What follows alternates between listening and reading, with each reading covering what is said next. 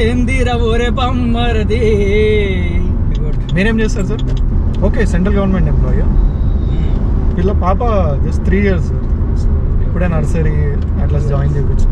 బొమ్మర్దులు ఉన్నారా? ఉన్నారు సార్, 2 బొమ్మర్దులు ఉన్నారు. ఇద్దరు? అయితే నీకు బొమ్మర్దులకు నీ బాధలు చెప్పుకునే అవకాశం కూడా వచ్చిందా? ఏముండవు సార్. బొమ్మర్దులు సపోర్ట్ చేస్తారా? చేస్తారు సార్, చేస్తారు.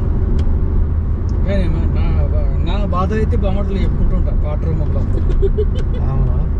ఇప్పుడు మీరైతే బాధలు చెప్పి చెప్పి వాళ్ళు కూడా బోర్ అయిపోయి ఉంటారు. బోరేం కాలేదు, పక్కన ఉన్నది కాబట్టి పర్మిషన్ తీసుకొని మా బొమ్మర్దులు కూడా నా బాధ ఎలా చెప్పుకుంటే తెలుసా నీకు? ఎట్లా సార్? ఏందిరా ఓరే బమ్మరది, దిక్కదిరా నీ అక్క, ఏగలేను నీ అక్కతో నేనాడలేను తైతక్క. అరే పొద్దుగాల లేవనంటది, 10-11 దాకా వంటది. అరే కూర బువ్వ వండదటరు, ఫక్తు రంగు టీవీ కాడ ఉంటది. అరే కూర బువ్వ వండదటరు, ఫక్తు వాట్సాప్ చూస్తూ ఉంటది. అరే కొడుతానంటే పోతుందట, తిడుతానంటే ఉండదట. నీ అక్కనే తోలుకెళ్ళరు.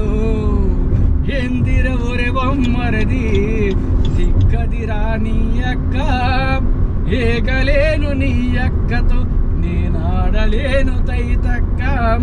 అరే చిరంజీవి సినిమా చూద్దామంటది, అరే పట్నంకు పోదామంటది.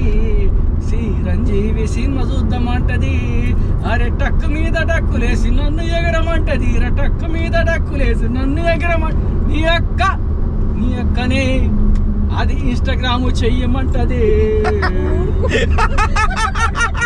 అది ఫేస్బుక్ లో పెట్టమంటది. ఏందిరా ఊరే బొమ్మరిది, తిక్కదిరా నీ అక్క, ఏగలేను నీ అక్కతో నేనాడలేను తైతక్క. సార్ ఇప్పుడు మీకు సింగింగ్ అంటే ఇష్టమా సార్? చాలా మంచిగా పాడారు మీరు. నేను బేసికల్లీ ఫోక్ సింగర్ని.